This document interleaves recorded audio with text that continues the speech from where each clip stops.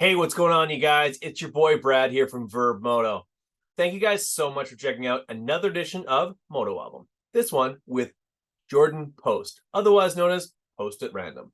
This is a great opportunity for us to sort of dive into the photography of motocross and capturing the sport that we love so much. So check out this episode. Thanks to all the people who support Verb Moto, and thanks to everyone who checks out this video. Leave a comment below, like, subscribe if you like this kind of content, and we'll bring more to you guys week over week over week. We're just starting to scratch the surface of this thing. It's going to be a lot of fun. So thanks for joining us. Let's get to the show. Hello and welcome to another episode of Moto Albums here on the Verb Pod Network. Thank you guys so much for joining us. I am your host, Brad Gebhart. We're throwing you guys a little bit of a curveball today because this is one of the reasons why I wanted to do Moto Albums to begin with. A little bit of theater of the mind, some of these amazing photos that are taken of this spectacular sport that we love so much. Honestly, I think sometimes the stars are behind the cameras, guys who are able to see a shot before it even really happens. They can be Johnny on the spot when their guys are coming over a jump or hitting a corner just in a certain way, a la the Buckley berm, if you will. With us on the line, we've got a very talented photographer. You probably know him on Instagram as Post at Random, but I know him better as Jordan Post. Jordan, how's it going? How are you, my man? I'm doing very well, thank you. Dude, I'm doing so awesome. It has been way too long since you and I were like in person together at Loretta Lynn's. We were slogging through the mud. We were beating the heat, everything else in between. And I couldn't help but notice that you got some of the most eye-catching photos, not only at that event, but yeah, you've been on my radar ever since. So it's pretty incredible to see what you can do. Thank you for that. I'm very first off, just thank you for having me here and thank you for saying that. That's a lot to walk into right off the bat. Loretta's was fun, man. That's honestly one of my absolute favorite amateur events to go to. Like coming, you know what I mean? Like Yeah. it's right in the dead center of going to the pro nationals, and it's to me it's another national. There's nothing different. It's Mhm. just a week long national. I mean, all my friends are there. I get to see everybody, and you could cut that tension with a knife. So that's thank you for saying, all the nice things. Absolutely, dude. The kind words are meant from the bottom of my heart. I truly, truly mean that. And I think you're totally right. Like, as far as gravity or maybe the importance of an event, Loretta Lynn's is about as up there as it gets as far as like what your annual calendar goes. Like, basically, the entire motocross world stops, aside from maybe if there's a MXGP on the other side of the world. But North America wise, everything, all eyes are on Loretta's. Everyone wants to know how the super mini class went, how the shaft drive kids, who you can pick out of those names, of who might end up winning 250B 10 years down the road. But for a guy like yourself, who is on the other side of the lens, capturing all of this, how do you go about like maybe you can give me your story about how the first time you went to Loretta's period, and how do you develop the skill set to be able to be on the infield? Because that's not an easy job to get whatsoever. That's a privileged spot. Yeah, it's privileged. It is not a right. It is 100% privilege. And I don't care how hard you think you work and how hard any of that, man. There's no right to be out there. It's all what do you offer? What's your value? And going to Loretta's, I believe was my third one. Okay. I just kind of let them just kind of hit and go, go, go. But it's extraordinary every year, and it's mind blowing. I've found the best way to even make Loretta's work is where are you? You always need to be somewhere. You have to be helping. You have to be doing something. It's not one of those things that are just going to come by and then all of a sudden you're just like, hey, I think I'm gonna do Loretta's this year, and then you jump on. Like you take it as serious as any other racer out there. So going and building rapport and meeting people and seeing where you're needed, you need to show your value of why you're even needed to begin with. So it's for going being able to be privileged enough to go for the last, I'd say, 3 years has been remarkable, and it's been built off just community. Hey, you just hit the nail on the head, man. They often say it's not what you know, it's who you know. But if you know those people and you don't bring anything to the table, it doesn't do you much good. You've been able to provide a lot of value for a lot of people at a place like Loretta's who, let's be honest, there's a lot of families that sort of like hinge their like the success of the years to come on having, maybe like it doesn't even always have to be on the results, but if you can create great value for the companies that support you, that gives you a better chance at continuing to move those conversations forward and get that support going.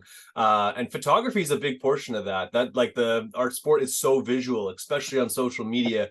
If not for Yes. capturing those image, it doesn't really go right. Like it's essentially you get the scarcity that existed in the 80s and the 90s and the 2000s, where not like the every event there was a handful of photos from every event that became a bit iconic, but like guys at the back of the pack or somebody who otherwise wouldn't be in front of the camera, they don't have that opportunity to show what they got.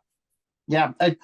I would love for everybody to know that, like, if you race, your best friend is your media, is what I believe. Because I Mm-hmm. mean, say you have these sponsors, and what do we always hear? It's so hard for this privateer. It's so hard for that privateer. Okay, man. Well, it looks like you have a lot of sponsors. Looks like you do a lot of things. Get with somebody who does media, teach them what they can know, and then you guys play off each other and say, "Hey, you have a goggle company? Cool. Let's hit that one first. Then let's hit the gear. Then let's hit, what's on your bike, who's doing your graphics, who does a podcast around here, who does a vlog, who does." It's just jumping in there and getting it. And then, like, if you're racing, oh my gosh, what if, let's say your sponsor, and you're like, oh, we need a little bit of help or support or anything. Okay, well, you hire one of these guys, say, hey, this is our point, we want to get this message across, this is it. And then you let them see what's going on, you tell them to go after and get it, and work with them. And just don't just throw them money and be like, yeah, I want pictures of my kid. Get something out of it. Like, work with it. Absolutely. And you as well as I know, there are a ton of companies out there that struggle with even just content creation. There's a lot of companies out there that just don't have a big backlog. Their cupboards aren't completely full of whether it's photo content or video content to be able to share. So if you're an athlete that can like put together a cool edit or some neat product photos, like especially if it's different than what the company's currently putting out, that can be that little extra different kind of flavor that helps them with some sales, add some extra Exactly. value to either keep that sponsor, or you can, if that, say if you don't end up keeping that sponsor, you can go on to another sponsor and be like, hey, this is what I was able to do for this company. I was able to drive sales for those guys. They don't have budget this year, but I'd like to be able to do that for you. Yeah, that's a big portion of what allows certain race programs to be successful, right? Yes, 1,000,000%. There's a lot of cool stuff coming in right now, and I think that we're, you know, how can I say this?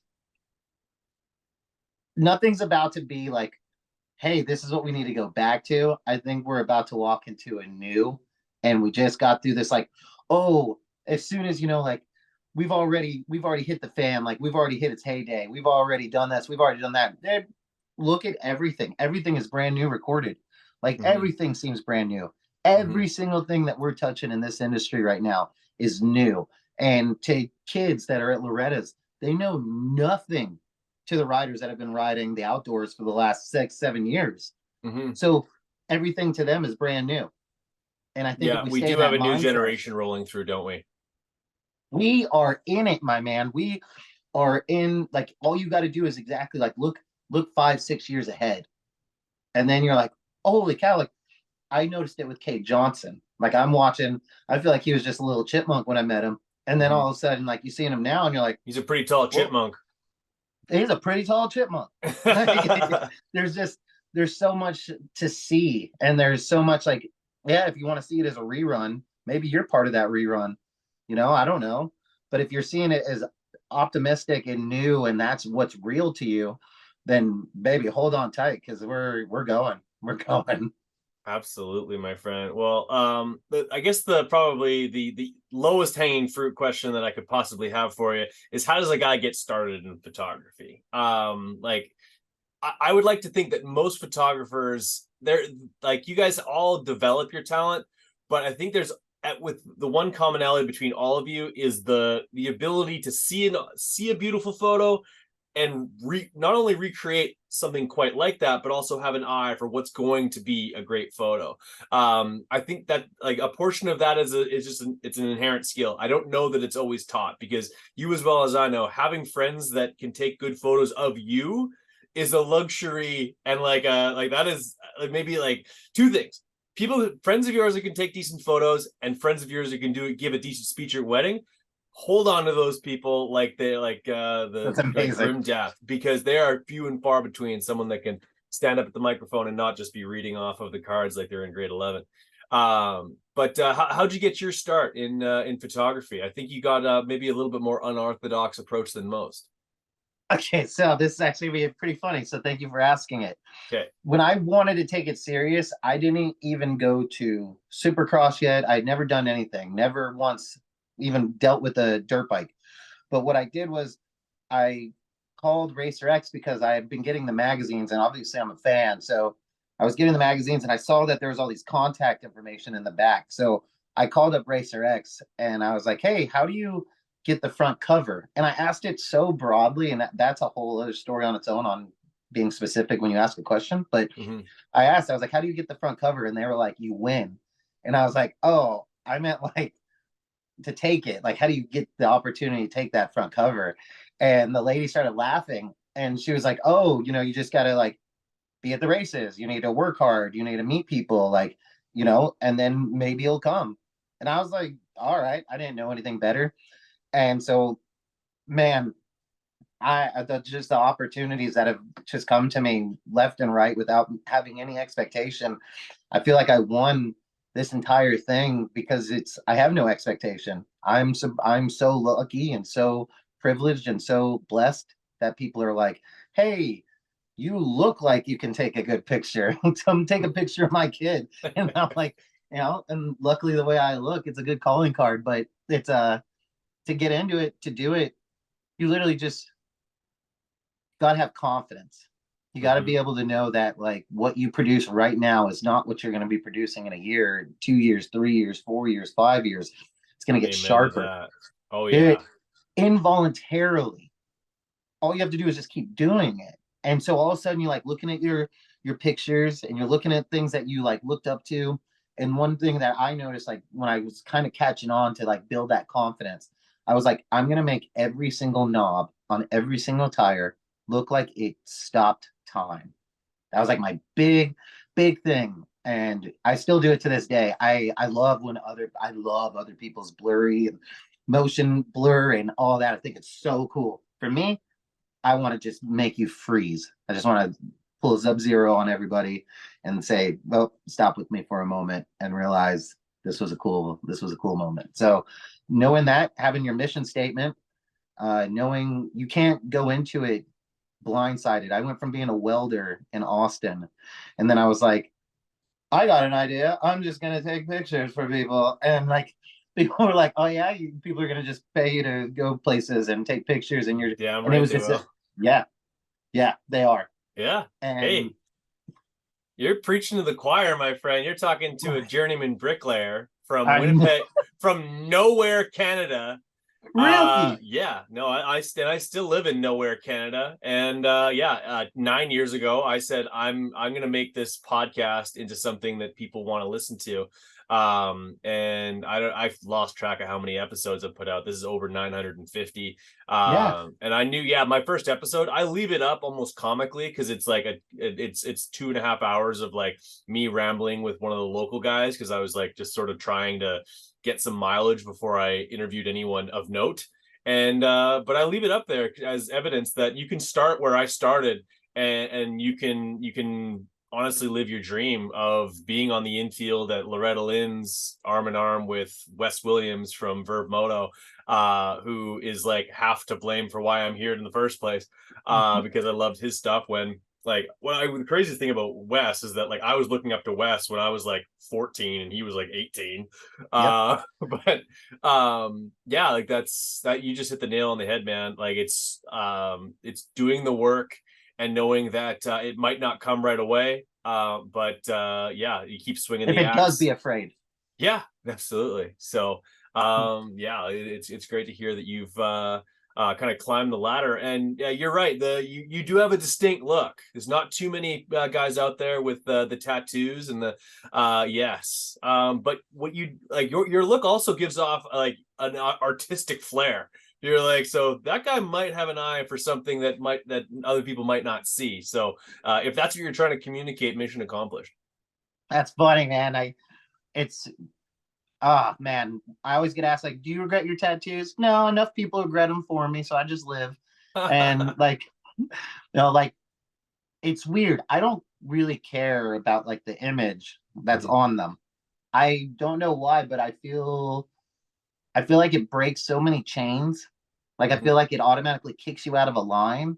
And Mhm. so you're like, well, if I'm already out here, I might as well do something amazing and like go for my goals in life There you go. and show that like no matter what you go through, like you need to come out smiling. You need to come out like with your axe sharp still. And I love it. And I guess it's made me more, I guess I was like really insecure at a point in my life. Okay. And this has helped me so much. Just like, I don't know, it makes me feel more human. It makes me feel relatable to people who are, I feel like doing it anyway when they're going and they're getting their hair done and they're putting a bunch of makeup on and they're going and they're getting their suit on and they're all dressing up. I feel like there's no different. I see nothing different in what we're doing because they're trying to look their best. And I guess as if you want to say artistic, I guess this is me attempting to look my best for what I think my best is to look. There you go. Yeah, no, absolutely. And you know what? I also want to like one of the things I like about like everyone's an individual. You certainly are one in not only appearance but just in Yeah. the your ideologies. But um, one of the things that may help you along the way is there's a lot of people who may judge a book by its cover and like getting to know you. You're a really great guy. You're like super nice to talk to, super helpful, very friendly. But I'd be willing to bet that there's a certain segment of people who wouldn't be able to get past the tattoos or whatever else. And I bet that actually saves you a lot of time dealing with some pretty shitty people.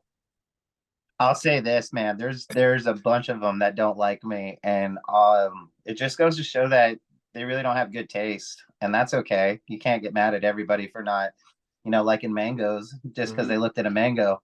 But I would never switch lives with them. Yeah. Never, because the people that have gone out of their way to like say something to me and like be like kind to me are people that I still annoy to this day, and they know who they are, and I Nice. will pop out of nowhere and just annoy them because I'm so appreciative that they looked. Yeah, they're the ones that make me feel normal. They're the ones that make me feel like I'm part of everything. And if Mm-hmm. you see the harder I shine, I guarantee you somewhere right before that, somebody was like, "You got this, dog," and that's all I needed. Hell yeah, you absolutely do have this dog. Now, before I roll into some of these photos, I need you to tell me, and I'll just start the slideshow here so we can get a better look at some nice artwork and the guy that is Jordan Post. Um, Before we go through these photos, I want you to deliver a message to the listeners. This will be on the Verb Pod Network, but this is also be on YouTube on Big MX Radio. Um, what makes what is the calling card of a Jordan Post photo? Because without a watermark, without anything, I would know your work without whether it's you posting it or if you happen to be working for Verb. Like it's there are some elements that I sort of pick out that I don't know if it's just like it's the language, it's the flavor, I like it's the spices that you use to create what you create. um what is that recipe, or at least in your opinion, what is that recipe that sort of like separates yourself? I guess you kind of clued in a little bit onto it with the knobbies being so crisp, but I'm sure there's some other intricacies as well. Yeah, it's simple, man. Like, let's just jump in it, man. It's melancholy right off the bat. It's a moment that you know is gone. And with that being said, you respect that moment. And to get like a signature like that, I feel like all I did was mess up a bunch, so much that it became my style. And to like I think what will set it all apart is I've said this once before, but like right before like a race or something like that, I'm miserable to be near.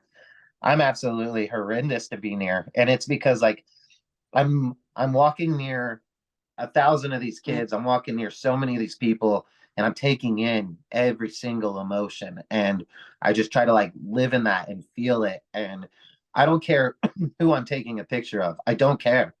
I can feel who you are and I can tell like if you're going through something. I don't know. I don't know what that connection is, but as soon as you pop that clutch, man, I'm with you. I want to go. I want to slam it. And those are the, I guess, just having value in what you want and getting after it. So my pictures are always just kind of like a vivid dream. I want people to look at it and kind of be like, I can't tell if I was there. That's how I remember it.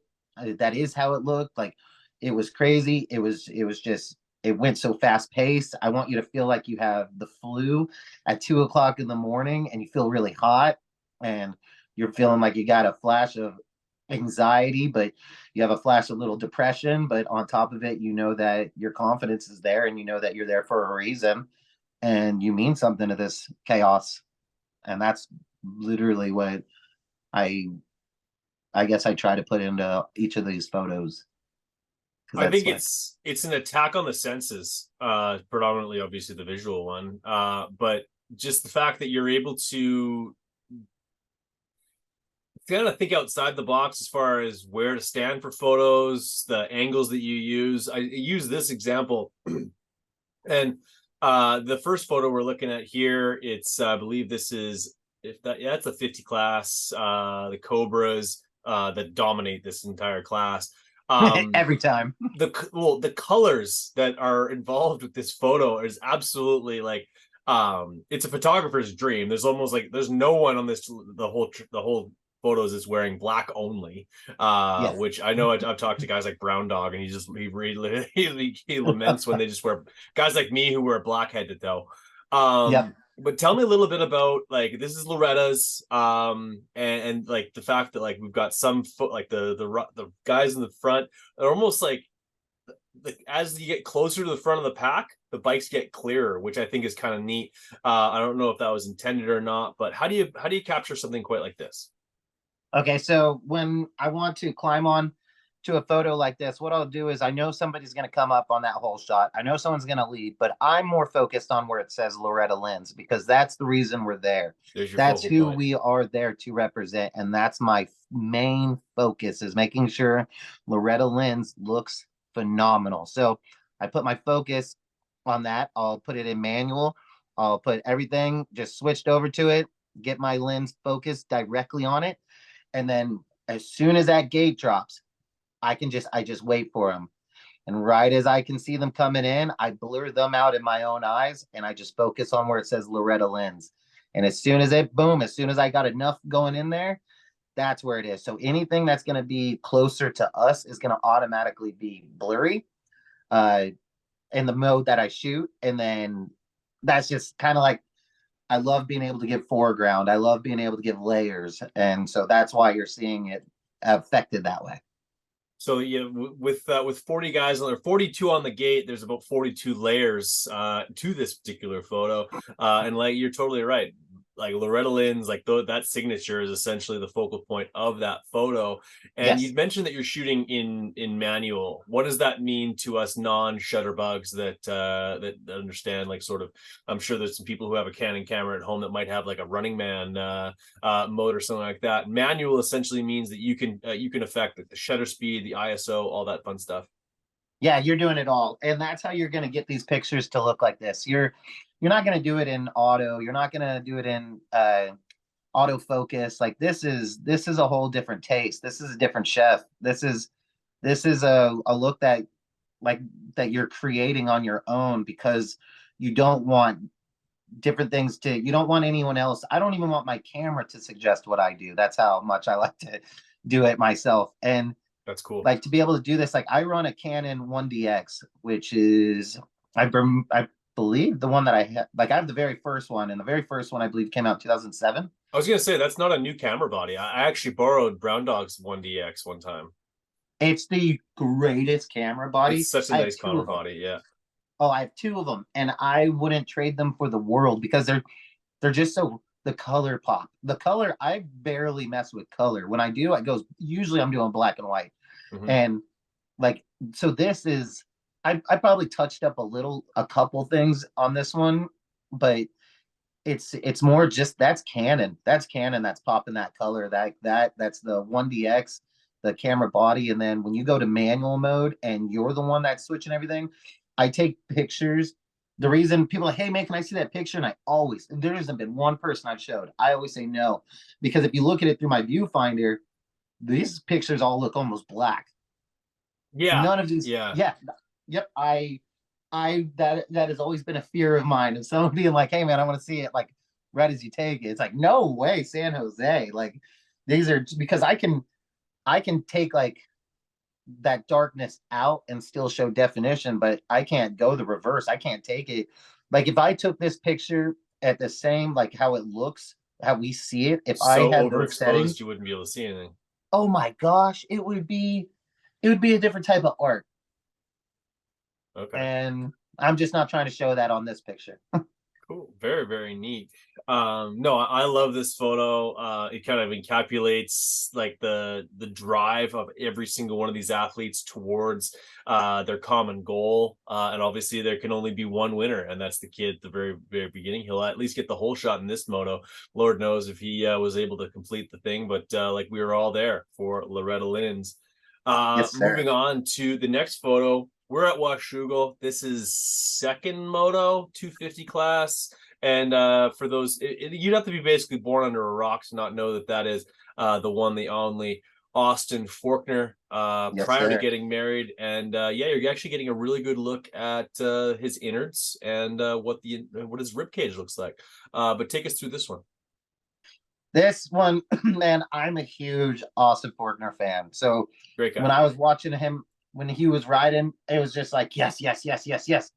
And as soon as I saw him come off the line and he got eaten alive, I was like, no way, don't want that picture. That's not it. I was like, and I just want to show like what this guy's like showing in his head. Like, what is it? What do I? And I was like, oh, you're halfway there. Like, you're not even. You're literally on like cruise control, and on top of that, it doesn't even matter from there. It's I have to get this done, and I feel like that's exactly what this picture was representing. I I love this picture so much because you can't see like the front of him, you can't see the, like below him, you can't see. There's so much that you can't see that you almost can relate with him more because Mhm. I bet you that's what he was feeling at that exact moment. Yeah, like these guys, they ride with such they're almost on autopilot, especially when like they kind of see red, so to speak, when they go down. Like it's just I don't care, I gotta get up front or I gotta like salvage this moto. The only thing he's probably thinking of, or the thing going through his mind, is just the pain of having to deal with the a side ripped up like that, and just the jersey itself. Like that thing is beyond being a collector's item. Like I don't, there's not I really much know. left from that jersey, and it really goes to show how violent the sport can be when things go a little bit sideways. You think like look at the rest of the photo where everything is for the most part pristine, the sleeve nice and like it's perfectly put together, but only inches away is absolute mayhem. Mayhem. Like in his chest protector, I'm all for chest protectors, so please everybody always wear them. Yes, But sir. like that could you imagine just like that those three bottom ribs right there Mm-hmm. had to been just Oh, burning. getting oh And uh, the chest protect, like you could tell that the chest protector must have moved slightly when, because it's like oh, it's not like the wound stops where the chest protector is. So every time that thing moved, it's just scraping along. Oh, that is. all the But sand and all the oh dirt yeah, and yeah, yeah, just rubbing it open just yeah. constantly. Yeah, just Uh awesome, just bleeding, just all that fun stuff. I will happen to note that I don't know, Jordan, the knobbies on that Dunlop, I don't know, they're not the crispest knobbies ever seen. you got me there, but look at that jersey, dog. You could tell where I'm my just giving focus you shit. was. But He was coming by in 1 millisecond. And I was like, nope, I'm getting it. And yeah, you're right. No, you're right. Look at those. 100%, 100%. That's all good. All I'm right. sure there'll be plenty more that we're looking to look at here. That the knobbies are even more crisp. But yeah, the jersey itself is what we're looking at here. Um, have you ever had an opportunity to work with Austin like one on one, like to do a photo shoot No, with him or anything like, quite like that? You're no, we've located in only, Texas, and you kind of you like do you stay close to home unless you're doing an event? yeah. Well, no, no, yeah. Yeah, but not by choice. Okay. I love going anywhere at any moment, and Austin is definitely my home, and I love being here. But like with all the like pros that I got out here, oh my gosh, the guy that I think I spend the most with that is out here is Andrew Short, and Jordy's a good guy. what a cool guy to have, like just a local, huh? Right. So huge fan of that. Now we just need Austin Forkner to move to Austin, and then it'd make more sense. That So would. Oh my gosh. Yeah, he needs an Austin address. Um, I've never seen a picture of Bigfoot at a motocross track, but this is Godzilla. He's looking a little bit Michelin manish in this particular photo. But what I can tell you is that those knobbies are about as crisp gets, as well as those so leaves. funny. In the background, Barsha here running the scoop tire. I'm actually struggling to figure out which track this is. Oh, really? This is Godzilla Uh, from Iron oh, Man. Iron Man, right? Okay, that makes sense. Yeah, like I haven't been to Iron Man, so that's probably why I didn't notice that one. But yeah, like Barsha, maybe one of the more spectacular guys to take photos of. He's just so active on the bike, right? And that is my like thing I say. Like, it's not, I know it sucks when Barsha doesn't ride. It sucks even more when you don't get to have a picture that you know you were going to be proud of because he was going to ride. Mm-hmm. That's what sucks the most is like, he is the most fun. If you're feeling down on your pictures and you're feeling down on your video, as soon as you get to that Barsha clip or that Barsha photo, all your photos are going to look good from there because that's his style is unmatched. And look, like how he made this picture look cool and he didn't even know he was doing it. And it's like it literally looks like he's like running away from Godzilla, like he's just barely making it out of there. And he's just the coolest, man. There's no one cooler than Barsha. Now, what makes a one photo more of a candidate for black and white over another photo? Like obviously this photo would have been like pretty spectacular if it was colorized as well. Green, like the Godzilla, and then the red, the blue, the white, sort of on the backdrop of the treed section in the back section here. Why did you choose to do this one in black and white? Usually it's 100% my mood.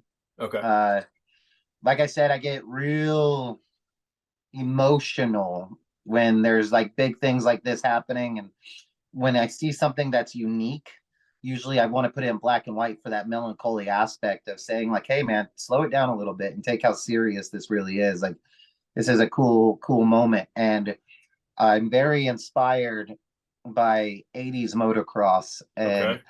very.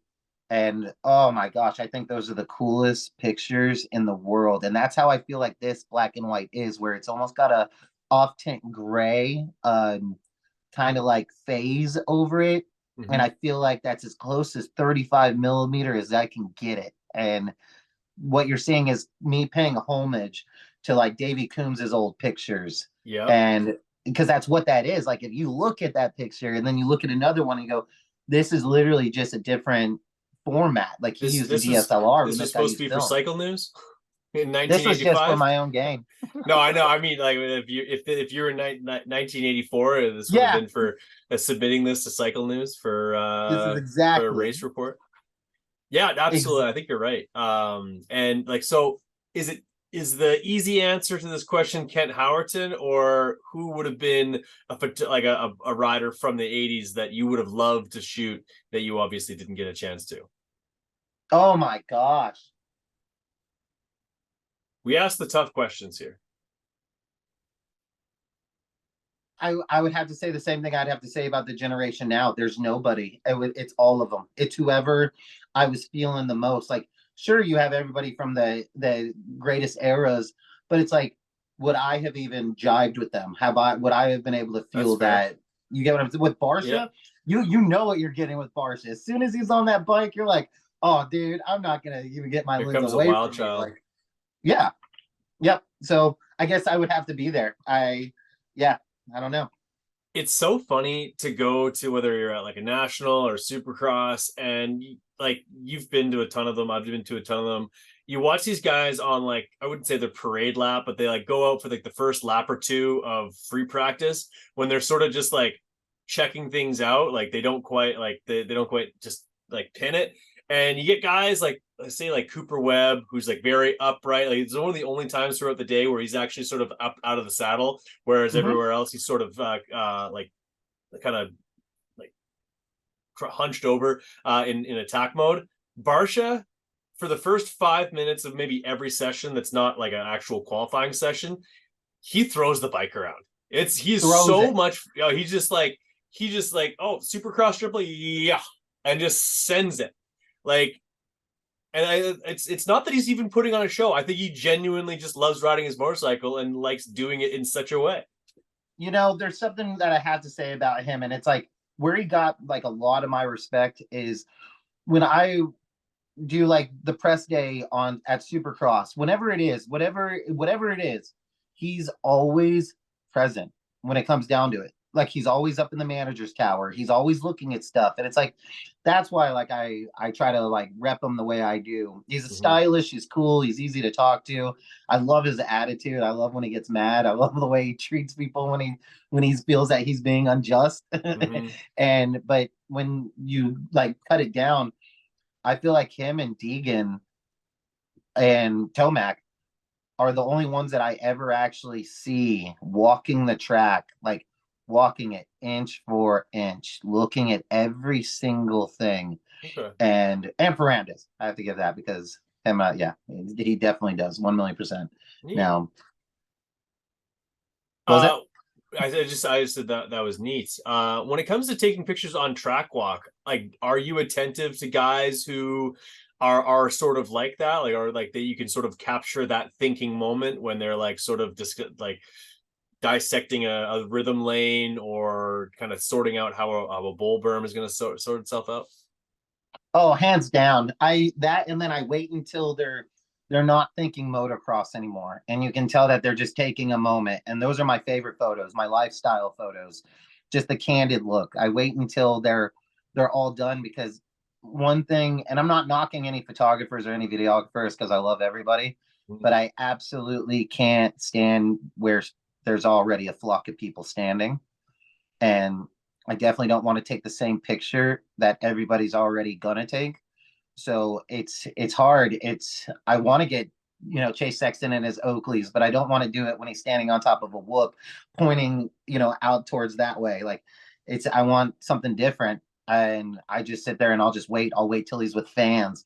I'll wait until like those moments they come. But I feel like if I've already seen them, the anyone else can go get them. You're gonna see that picture. You don't need me to do it. You don't need me getting a picture of Deegan tripling anything. Why? There's gonna be 100 of them already. I want when Deegan is hugging his dad. I want like just different ones. But I mean, there's a million of those. But just like there's a time and a place. Time and a place.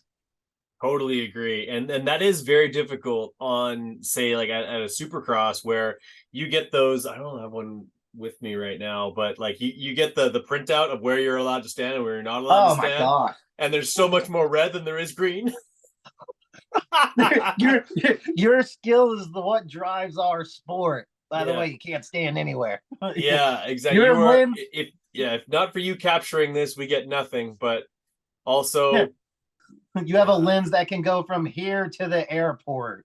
yeah.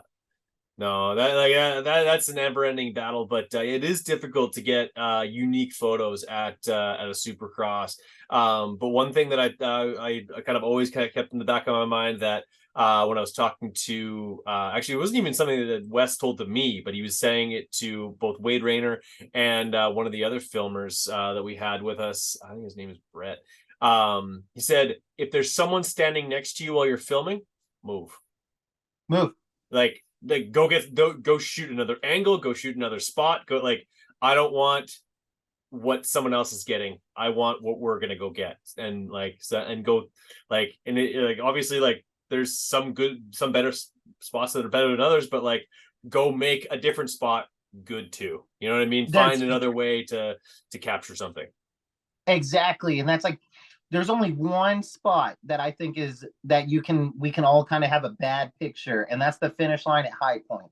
Any other track, any other anything, you should be able to get creative. That Uh-huh. finish line at High Point is the only excusable one that I feel. Is that it's a small jump, is it not? Yeah, it does that little like horseshoe, And then like just goes over. Yeah, it's that's like a little bump, like well. and Hey, finished. you're at least you're not living in the 80s and 90s where like 80% of the outdoor national tracks didn't even have a jump at the finish line. It was just a guy with it was just the AMA guy, and he would jump when the first place guy would go across, and oh yeah, they did the whole thing. Oh man, um we're on it. I call this photo the Clash of Clans, because this is like this is a meeting of powers here. You have, this is from, I believe this is from Chicago. No, maybe it is. What The this first is one, this is from the oh, this is from Charlotte. So yes, this is the split start as it comes together. Like Ty Masterpool, God rest his older brother, who was an absolute stud on two yes, wheels. Very well, which probably should have been in this photo, for all intents and purposes. But this is all the heavies all in one shot. And actually, I think this might be one 2023's worst moto that Jet Lawrence had, period. I think he ended up yes. sixth in this race. If I'm not mistaken, I think this is the first moto. Barsh is in there, twisting the throttle all chubby checkerish. You got AC in there, and of course Phil with the brand new FTA gear. Tell me about this photo. Why you chose this one over any others? I like this one because if you don't know what Moto is, you don't know what the heck this means. Right. And SMX was very special to me. It was extremely special to me. I didn't get to work it the way I wanted to, but it this one meant a lot to me because I felt like we were all seeing something for the first time. I felt like it was something different. And though the first SMX round was, I think, absolutely insane, uh, it was something new. It was something creative. It was something where we're seeing all these things put together, and you're seeing on a drag strip, and you're seeing all these just dirt everywhere. And to be able to just watch all of these dudes that you obviously know came from like a roundabout and 180. Like if you don't know what motocross is, I feel like this is a perfect way to like say, maybe I'll watch this thing because it's you don't know what's going on. You don't know why all these people, all you know is that they're passionate, they're really serious about what they do, and they're going for what is theirs. And with that being said, the second round was clearly the best round. But yeah, this was definitely the first one I loved. Well, and every time you have a day race, and it's in the friendly confines of either a stadium or a speedway, I always say it takes a little bit off of the fastball that is Supercross or Supermotocross. It's an event that it almost, as long as you have proper lighting, it should be in the night. It just kind of gives that, like, I used to play football. You play Friday night lights underneath the lights. It just has a different feel than when you're snapping the ball at 2 o'clock in the afternoon. I will also note that my good friend Colt Nichols seems to be creating his own cheater line at the bottom of this photo. I think, if I'm not mistaken, he might have gotten the better of Mr. Lawrence on going into that very next straightaway, although he might have checked up and just gotten passed by a few guys. And then you've got Shane McElrath at the bottom of this photo, likely getting one of the worst starts of his professional career. I know. One of the favorite things like I'm a big fan of black and white photography. Like you said, it makes you kind of stop and take a minute to kind of take in some of the intricacies, because a black and white photo, I don't know if like it asks for a little bit more culture. Yep. It asks for a little bit more, like it kind of just like when it the difference between watching a movie and reading a book. Like you have to take the time to sort of, it's the same story, but you have to take, when it comes to black and white photography, like you maybe stand and pause on it a little bit longer than you would have on a like if this photo is in full color, it would almost, I wouldn't say like, because obviously it's two starts coming together, it is a little bit different. But if it was in full color, it almost looked like every other start photo, right? Where you have Ex- like guys exactly. rolling through the corner and like a bunch of front number plates and guys charging through. Like that's, I wouldn't say basic, but that it's very common anyway. And But I like that approach here. I really just like, one thing I really like is that you pointed out, I'm just going belly under it, is we live in such a fast-paced time right now where no one will give 10 seconds to anything. Mm-hmm. I can get you to stop and look at a picture. Like, there's people that will zoom in on my stuff, and like, I love it. Are you kidding? I'm like, I embrace it. I'm like, hey man, I got you to slow down for more than 10 seconds to look at something that wasn't even moving. Like, that's an accomplishment all on its own. Certainly, and like sort of totally side note, do you do a lot of or any video content? Like I know a lot of these cameras have the ability to do so, but are you strictly photos? No, I have a C100, and I film it. I film a bunch. I just like, I want to master one thing where I'm like, I Mm-hmm. know that I've mastered this. I like film when it comes to skits. I like film when it comes to characters. I like film when it comes to like us coming up with something, having a plot, having everything, knowing character development. When it Okay. comes to just like an edit, I just don't know where to go because I take my pictures in such a way that it's like I just want who's ever given me the most. And when it comes to video, it's like, wait, it's not, it's the same, but it's not the same. And it's like I want to just capture everybody who's doing great. And sometimes that just looks like a montage. It doesn't really look like it's trying to go anywhere. And I'd much rather like make a couple short movies and do it from a motocross Rob Zombie type of point of view, in the sense of just being like, we can do so much more with it. I feel like there's already so many people out there that make absolutely breathtaking videos. Like take Danko Productions, take him for example. Yep. Like his stuff is absolutely insane, over the top, and it's like, why would, like, it's cool, but like he's the master of that. Now I would like to collab or do something within that, but I don't know. I just can't run with the bulls like I can with getting somebody to just stop and look at this picture. And I don't know. I absolutely love filming though. I love filming. I just don't think that I'm in the arena when there's just so many that I would rather watch. I would just rather watch. I'm more of a fan of people than wanting to be a part of the team when it comes to video. Fair enough. I think that that's something to be said for admitting that maybe that's not my forte. Maybe one day, but it currently it isn't. And yeah, pumped on the guys who do create some really eye catching stuff. I think there's not too many guys that have the ability to create on the video and the photography side of things at like basically at the same level. Like Yeah. you know what I Yeah. mean? Oh That, I God. think Yeah. that's very difficult, and honestly, it's also not cheap because you need to have you have to have good equipment on both ends of things. Yeah, and I think there's something to be said about sticking to your core competencies. Um, Ooh. this is in full color. This is a bunch. This is racing through the start, charging forward. There's actually a lot going on in this photo. Not Yeah, there is. and not to be missed whatsoever is Jet Lawrence on his way to winning another moto, but it almost didn't start the way it didn't start the way he wanted it to whatsoever. Side note, you got Brandon Ray on his Honda just on the outside, just wicking it. So take me through this one a little bit. There's a lot of dirt flying. Is this uh Southwick. this is Southwick? Yeah, this is Southwick. This is Southwick, and I am laying on the ground. Yes. Right. Yes, you are. Right after that initial hole shot, like right where the hole shot is right about where I am. I'm just in a ditch on the other side. So when they're over by the Southwick sign coming through that little rhythm section, I'm Mhm. like I'm hiding right in there. And this one was wild because like when you watch Jet, like I thought everyone had saw that, and I feel like there was a ton of people who never saw that, and I think that discredits him so much on his ability to ride a motorcycle, like dirt bike, anything. Like this guy, looking at this. No, he's looking at Sexton. He's not even worried about what he's doing at all.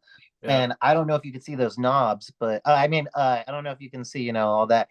I can see the It's just, knobs. He's doing a two-wheel slide is what he's doing with his head. If you were standing on the stand, your head is basically like, I don't know, 18 inches above the front fender. Like, yeah. uh, that's a lot. That's a whole lot. That's a Mm-hmm. lot to be coming through. And Southwick is absolutely one of my absolute favorite races of every single season, every single year. Why is that? The well, it's the easiest to work. Okay. Every when you go build those track, like when you have to go build everything and put everything up and stage everything on track crew and all that, this is, oh my gosh, everything just goes in like butter. And then when it rains, it's hot rain. Yeah, yeah, that makes sense. Yeah, this is a track that it's not an overly big track like you got to appreciate, especially a place like Loretta's where the footprint of the track is pretty minimal. You're still going to put on a lot of steps, but maybe not as many as you would at a place like Millville or yeah, like the Moon. I mean Paula. Yeah, it's Fox exactly Raceway. what it is. Oh, it is the Moon. But yeah, this photo, like honestly, I love sand corners. They make for great riding. They make for great photography. Like it makes a rock star out of everybody who, Everyone. if you can send it into a corner and just grab a bunch of throttle, you're gonna kick up some sand and yeah, look like $1,000,000. This one's pretty neat though. You also have Aaron Plessinger. He's might be the clearest photo or clearest image in this particular shot, where he's sort of trying to get on the inside of Jet and hopefully sort of kind of square him up a little bit coming out of this corner. If I'm not mistaken, this was a good moto for Aaron. This was a phenomenal, and it's like looking at everybody, like looking at this picture now. See, this is why I love photography so much. Is just like I don't care who took this picture. I like that. Like, look at Masterpool. Look at Sexton. It's like this is one of those pictures that in 2-3 years, when we're watching Deegan taking on Jet Lawrence, and we have ourselves a little Ricky Carmichael Bubba thing going on again. Yes, sir. These are those pictures I feel like that are gonna mean something by then. And I feel like this is a to be continued type of photo. I mean, having AC, having Anderson, having plus, I just like it's it's moving. It's moving from one era of moto to the next, and it's going left to right for it, and it's Yeah, pretty cool. especially if you consider the fact that the 11 machine on the Suzuki, that's Kyle Chisholm, who turned pro in Canada in 2005 on a carbureted steel framed 250F from Kawasaki that was basically, I think they'd made that just to boil over. He's about 35 years old, and then you've got the youngster. I don't think what round is Southwick? Was that in August or July? I Has want to to be say July, right? it has to be Because July. isn't it So right after? that's a 19-year-old Jet Lawrence. Yeah, He's not yet 20 there. He's about to turn. Um, and this photo also is like a culmination of Adam Cianciarulo's 2023 season, because he's in there, but he's not really in there. wow, yeah, that's 1,000,000%. Like he's maybe not the best of starts from Adam. Honestly, I have all the kinds of time in the world for Adam Cianciarulo. He is extremely talented. He rides with so much heart. I want to see good things happen for that kid. The injuries and the adversity that he's seen throughout his pro career is like that of 10 other careers. You know what I mean? Like he's had the adversity of 10 careers in a career that's not even done yet. He's been up against it basically ever since he turned pro, literally since he turned pro, because he had food poisoning a Yeah, couple weeks before his very first round. But and yeah. his what that show out year in 2019, I Mhm. feel like him and Faulkner were just on fire together That's right. and just dominating it. One thing I really love about AC, and he actually like made me realize that a lot of these riders have like really good personalities, and that's another thing that I really tried breaking is I feel like before, like when I first started, I feel like nobody took that helmet off. I felt like you couldn't. It was just about the racer. It was about the team. It was about that. It's like then AC comes around, and I have a picture of him and a bunch of other people at Iron Man, and he gave like a really good like spiritual like bit about it, and it's crazy. I feel like he influences so many people, and I don't think he realizes it. And like he's just his spiritualism, the way he goes about himself, the way he carries everything, the Mhm. stuff that he tries to do with everybody, keeping it lively, keeping this entire industry going. My hat's off to that guy in every aspect. I love when he rides. I love when he talks. I love when he whatever he's doing. I'm on board. I don't think that there's a more emotionally intelligent rider in professional motocross than Adam Cianciarulo. I think that like Hands his down. ability to know what he's feeling and communicate that, and because they're like I feel like everybody has those feelings, they just maybe not be aware of it. Like he's able to be in the moment and communicate that with others, which is a huge blessing to those who don't get to be in a position like in a to be a member of one of these photos, because he allows fans to sort of come along for the ride with him, which is kind of cool. Yeah. My boy. The kitsch in I probably like if you had told him that when you dye your hair the blue is going to come out kind of green, and that the white is going to be more like yellow and the red is going to be more like pink, he may not have gone with this look. But at the same time, like this is an unmistakable photo from a young man who had himself an absolute day.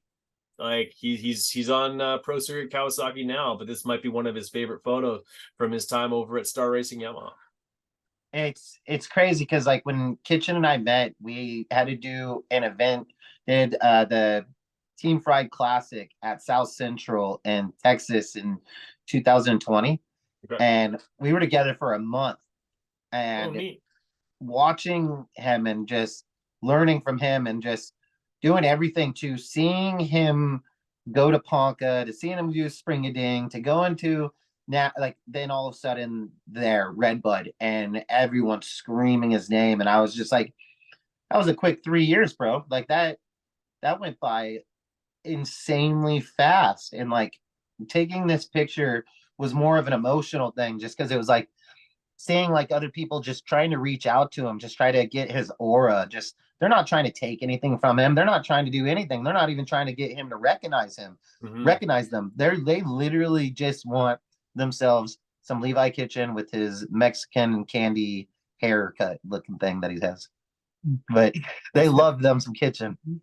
Yeah, no, he's a very infectious individual. He's a guy who, when things are going his way, he's like his body language on the bike, it's pretty infectious. It's just you could tell he genuinely enjoys the role of being a professional motocross racer, which I think is one of the coolest jobs in the world to have. I actually have a lot of respect for any of the racers who genuinely make that occupation look like the job that it is. I know there are Yes. some trials and tribulations, and there's downsides to every job, but the guys who can really celebrate it, I think, are the guys who get the most out of it. And yeah, you're like this one hand reaching out. That's not someone who's trying to like grab for the jersey. That's literally just a hand of a fan trying Yep. to like sort of get his hands on the moment, so to speak, Yeah. which is very neat. And you tell me, does that matter if it's electric or if it's not electric? Like you're watching people passionate, because when Yeah. I got into this whole thing, I just always thought it was two wheels forever. And that's what these people are expressing. That's what Mm-hmm. these people are invested in, is the two wheels, not the sound, not anything else. These people are going because a man in this machine just went and dominated their goals. And that's what truly matters. That's what matters more than anything to me.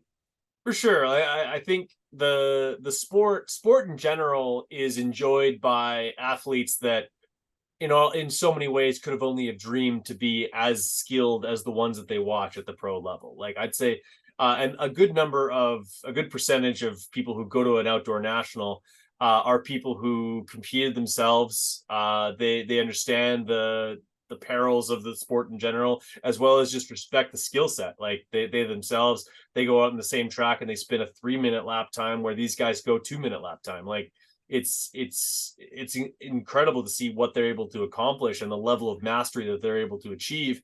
And in so many ways, the individuals around the sport, like the photographers like yourself, are those same professionals and have that same level of mastery of their skill set.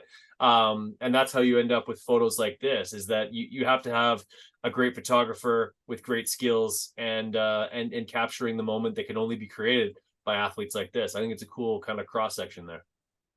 Thank you. I actually have a question for you. Go for it. When did you know that like you wanted to do what you're doing right now, and you were like, this is my life, this is what I do? The first time I knew that I wanted to do this was actually, it was very interesting. I had dislocated my shoulder. This is back in 2008. I dislocated my shoulder at a race in Thief River Falls, in the States. I think it's in North Dakota. And the very next day, I was in a sling. I was supposed to race, but I wasn't able to. And the promoter of the track was like, well, my announcer didn't show up today. Like, would you announce? Like, you know everybody's name for the most part. I'm like, well, I'll go up there and do my best, Art Ekman, God rest his soul. And I've always just had a bit of a memory for facts, stats, dates, small intricacies. And it was later that day, I was talking to a fellow, he was a Canadian pro. His name's Doug DeHaan. He went down and raced in the States throughout the 2000s a fair bit. But I was just telling him about the first time I ever watched him race, which is 1999. It was actually this event right here, the Grunthal National 1999. He actually won the 125 class that day. Awesome. And I told him about it. This would have been over almost 10 years after that, and I was 9 or 10 years old when I went to that race. But I was like, yeah, you won that race, and you were on two-wheel Kawasaki, and your teammates were these guys. And he's like, and Blair Morgan was wearing an all-orange helmet, which I thought that was kind of weird. And he's like looking at me like I had 3 heads. And he goes like, Blair Morgan did wear an orange helmet that year. How the hell do you remember that? I'm like, I don't know, man. Like, it's just like you're talking to a kid who could have only dreamed to go as fast as you guys do. So I did my best to be able to remember what it is I saw. So from that point forward, I was like, I have at least the interest to know these things and remember them and be able to share it with people who maybe they didn't start watching at the same time I did. I've always had that interest to go watch old races. For the longest time, 2 reasons. Probably couldn't afford cable, and secondly, I just love watching old races. I have a terabyte of old races here sitting around here somewhere. Yeah, I have it. I won't like if you want, I'll send you, if you send me an external hard drive, I will send you races from the 70s, the 80s, the 90s. You name it. I've all the way up to 2016 when it was given to me, my good friend Tony Blazer. So I just watch those. I just plug them into my laptop. I plug my laptop into my my TV, and I watch races from all types of years and this, that, and the thing. And then what I do is, if I really like that event, I go find the cycle news and I read about it. So yeah, I'm total sick puppy when it comes to this stuff. And I would also love to be able to tell the story of what's not only what happened in yesteryear, but what's going on right now. And that's what we do at Verb Moto. You do a phenomenal job of it, my man. Thank you. Appreciate it. Oh, hey, look at that. Hey. Just good looking guy right there. But yeah, man, that's sort of the genesis of what became like Big MX Radio. I started it in 2014.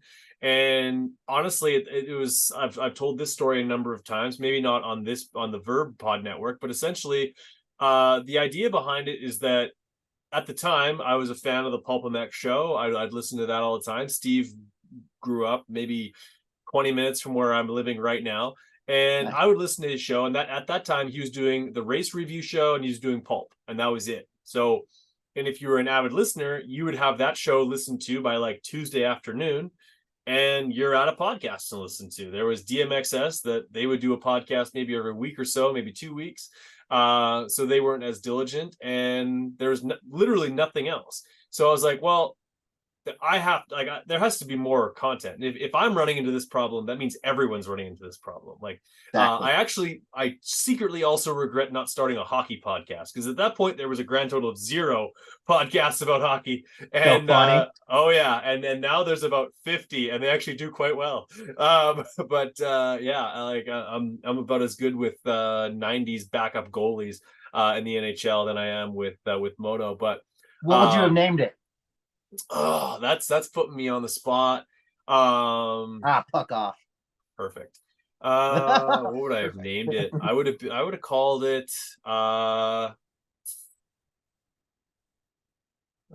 probably have like something to do with like I live on the prairies, so maybe it would probably been like me. What would I have named it? We asked the tough ones around here. No kidding. That would like I'm trying to I come up got with an one more actual. for you after this. Okay, perfect. I would have called it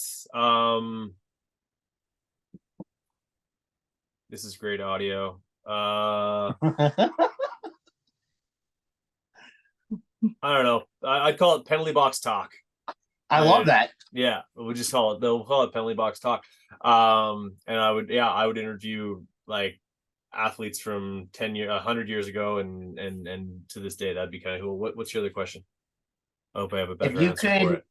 if you could tell anyone one thing about you without anything, what would you want people to know about you?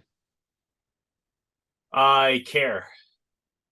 Nice. I care more than anything. I care, and that's what fuels me wanting to do just about anything. Like when it comes to when I stick my neck out for people, when I go ahead and I coordinate sponsorships for people, when I do interviews. Like I'm not doing interviews specifically to bring my audience content. I'm also doing it to tell the story of the subject that I'm on. I'm doing them. I do podcasts to maybe like it's everyone's always in a different situation, and everyone's situation is different. Maybe they really need a podcast to listen to today. Maybe they need to escape from what they're currently doing. And when I approach a company to work with on for sales on the podcast, I never approach a sponsor because I want to make a sale. Yeah. I approach companies because I want their business to be more successful. And I think by working with me, their business will be more successful. Obviously, I have to charge for that because I can't do this all for free. Yeah. And like, in order for me to continue to do what I do need to charge for that. But at the same time, like, I want to be able to build businesses and say that this year we had more sales because we worked with Brad Gebhardt. That is Yeah. my number one goal for all that fun stuff. And yeah, I think, and also kind of getting back to like the I care part of things is like I often say I won't be outworked. I will not be outworked, and it's because how much I care about what I do. That's what continues to fuel when like when other people would probably say, hey, like I don't want to do a podcast at that time, or it's not convenient. I like when it was Adam Bailey from World Supercross, he's 15 hours ahead of me, which means sometimes I have to call him at 2 o'clock in the morning, and I'll gladly do it. Darn right. Because I love this shit. And yeah, like it's I'm a night owl anyway, so if I was going to be up to 2 o'clock in the morning watching 78 Supercross, I might as well be up to 2 o'clock in the morning talking about World Supercross 2023. So that's it. That's me. Because you care. Yeah, man, I care about I this love stuff. that. Yes, sir. Jordan Post at random. If you're not already following Post at random, first of all, shame on you. Pull your head out of your butt. And yeah, follow this guy because his journey is not only spectacular, but visually it will be eye-catching. Jordan, thanks so much for making time for the show. Thank you so much for having me here. I'm very grateful and just thankful to be able to get to know you a little better and be able to do this. So, yeah, thank you.